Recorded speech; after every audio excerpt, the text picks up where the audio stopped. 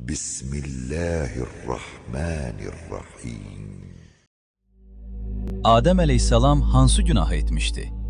Allah Taala'nın əvvəlki ayələrdə Adəm əleyhissalam haqqında buyurduqları onun mənəvi cəhətdən olduqca yüksək məqamda olmasından xəbər verir.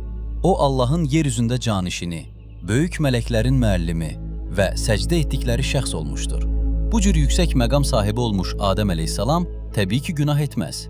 Üstəlik, o da bütün peyğəmbərlər kimi məsum olmuşdur. Bu halda qarşıya belə bir sual çıxır ki, bəs onda Adəm əleyhissalamın itaətsizliyi nədən ibarət idi? Təfsirçilər bu suala 3 fərqli cavab vermişlər ki, hər biri digərinin tamamlayıcısıdır. 1. Adəm əleyhissalamın etdiyi iş mütləq günah deyil, yaxşını tərk etmək və ya nisbi günah olmuşdur. Mütləq günah odur ki, kimliyindən asılı olmayaraq onu kim həyata keçirtsə günah sayılar. Nisbi günah isə odur ki, bir sıra mübah, hətta müstəhəb işlər bəzi şəxslərin mənəvi məqamına uyğun gəlmədiyi üçün onu həyata keçirtmək onlar üçün günah sayılır. Onlar həmin işlərdən uzaq durmalı, daha mühüm işlərlə məşğul olmalıdırlar. Əks təqdirdə yaxşı olanı tərk etmiş olurlar. Məsələn, biz namaz qılarkən bir hissəsində diqqətimizi tam Allaha yönəldiriksə, bir hissəsində isə diqqətimiz yayınır. Bu namaz bizə uyğun olsa da, Həzrət Peyğəmbər salavatullah və İmam Əli əleyhissalam kimi şəxslərin yüksək məqamına uyğun gəlməz. Onlar namazın əvvəlindən sonuna qədər bütün diqqətlərini Allaha yönəldirlər. Əks halda haram iş görmüş olmazlar, lakin yaxşı olanı tərk edərlər.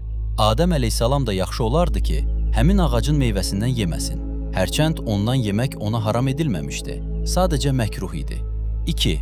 Allah Taala'nın Adəm əleyhissalam üçün qoyduğu qadağa nəhy-i irşadi xarakteri daşımışdır. Nəhy-i irşadi odur ki, Allah Taala nəyi isə qəti şəkildə qadağan etməyib, sadəcə olaraq məsləhət görüb ki, həmin şeydən istifadə edilməsin.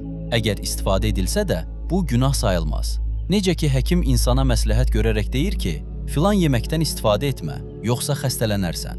Allah Taala da Adəm əleyhissalama buyurmuşdu ki, filan ağacın meyvəsindən yesən, cənnətdən çıxıb çətinliklərlə qarşılaşacaqsan. Bu baxımdan Adəm əleyhissalam Allahın əmrinə qarşı çıxmamışdır. Sadəcə olaraq nəhy-i irşadiyə qarşı çıxmışdır. 3. Ümumiyyətlə, cənnətdə hər hansı bir mükəlləfiyyətlikdən söhbət gedə bilməz. Ora Adəm əleyhissalamın yer üzünə gəlməsi üçün bir sınaq meydanı olmuşdur. Bu qadağa da sırf sınaq qadağası olmuşdur. Quran marifi ilə Tövrat marifinin müqayisəsi. Yuxarıdakı ayələrə əsasən Adəm əleyhissalamı məxluqatın ən ali varlığı edən və mələklərin də məhz bu üzdən səcdə etməsinə səbəb olan ən böyük üstünlüyü yaradılışın sirlərindən xəbərdar olması idi. Məlum məsələdir ki, Adəm əleyhissalam bunları öyrənmək üçün yaradılmışdı. Adəm əleyhissalamın övladları da təkamülə çatmaq istəsələr, mütləq bu elmi bacardıqları qədər çox öyrənməlidirlər. Onların hər birinin daha çox kamilləşməsi yaradılışın sirlərini öyrənməklə bilavasitə əlaqədardır. Bəli, Quran bu ayələrdə Adəm əleyhissalamın əzəmətini yaradılışın sirlərini öyrənməkdə görür. Tövratda isə Adəm əleyhissalamın cənnətdən çıxarılmasının səbəbi elmə yiyələnməsi, yaxşı ilə pisi bir-birindən ayırt edə bilməsi göstərilmişdir. Tövratın yaradılış bölməsinin 2-ci fəslində deyilir: Allah Adəmin surətini yerin torpağından yaratdı. Onun burnuna həyat üfürdü, o da cana gəldi. Allah bütün xoşətirli ağacları, həyat və yaxşı ilə pisi seçmək ağacını da yerdən cücərtdi. Adəmə bütün ağaclardan istifadə etməyə icazə verdi. Təkcə yaxşı ilə pisi ayırt edə bilmək ağacına qadağa qoydu. Adəmə bildirdi ki, əgər o ağacdan istifadə etsə, dərhal ölümə məhkum olacaq.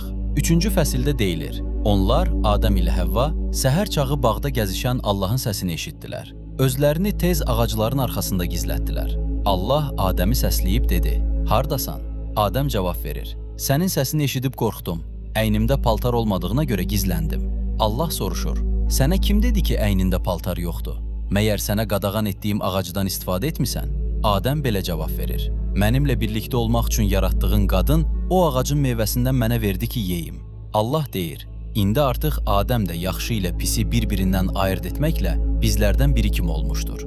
Məbada əlini atıb həyat, əbədilik ağacından da istifadə etsin. Yoxsa əbədi olaraq sağ qalar. Buna görə də Allah onu Ədəm bağından qovub torpağından hazırladığı yerə göndərdi. Gördüyünüz kimi, hazırki Tövratda yer almış bu uydurma əfsanə tarixi bir həqiqət kimi əks etdirilmişdir. Burada Adəm əleyhissalamın cənnətdən çıxarılmasının əsas səbəbi kimi onun elm əldə etməsi, yaxşı ilə pisi fərqləndirə bilməsi göstərilmişdir. Güya Adəm əleyhissalam yaxşını pisdən seçə bilmək ağacından istifadə etməsəydi, həmişəlik cəhalət içərisində qalacaq. Hətta paltarsız qalmağın yaxşı, yoxsa pis iş olduğunu da bilməyəcək. Əbədi olaraq cənnətdə qalacaqdı. Bu uydurma əfsanədən belə çıxır ki, Adəm əleyhissalam gördüyü işdən peşman olmamalı idi. Çünki cənnəti əldən verərək yaxşı ilə pisi ayırd edə bilmək bacarığını əldə etmişdi. Bu isə olduqca yaxşı və faydalı bir ticarət sayılmalıdır. Nə üçün o, bu ticarətə görə narahat olmalıdır? Deməli, Tövratın bu marifi insanın dəyərini yaradılışın sirlərindən bilən Quran marifinin tam əks nöqtəsidir. Üstəlik, bu uydurma əfsanədə Allah Taalaya bir-birindən qəribə işlər aid edilmişdir. Bunlar aşağıdakılardır. 1. Allahın yalan danışdığı göstərilmişdir. 2. fəslin 17-ci cümləsində Allah Adəm əleyhissalam ilə zövcəsinə deyir ki, bu ağacdan yeməsinlər, yoxsa öləcəklər. Halbuki həmin ağacdan yeyəcəkləri təqdirdə ölməyəcək, əksinə, bilmədiklərini öyrənəcəkdilər. 2. Allahın xəsis olduğu göstərilmişdir. 3. fəslin 22-ci cümləsində deyilir ki, Allah Adəm əleyhissalamla Həvvanın bilik ağacından yeyib savadlanmasını və əbədi yaşamasını istəmirdi. 3. Allah üçün şərik ola biləcəyinin mümkünlüyü göstərilmişdir. Yuxarıdakı cümlədə deyilir ki, Adəm əleyhissalam qadağan olunmuş ağacdan yedikdən sonra Allah, İndi artıq Adəm də yaxşı ilə pisi bir-birindən ayırd etməklə bizlərdən biri kimi olmuşdur, deyə buyurmuşdur. 4. Allahın paxıl olduğu göstərilmişdir. Həmin cümlədən belə başa düşülür ki, Allah Adəmin yaxşı ilə pisi seçə bilmək bacarığına paxıllıq edir. 5. Allah cisim kimi qələmə verilmişdir. 3-cü fəsildə deyilir ki, Allah səhər çağı bağda gəzişirmiş. 6. Allahın ətrafda baş verənlərdən xəbərsiz olduğu göstərilmişdir.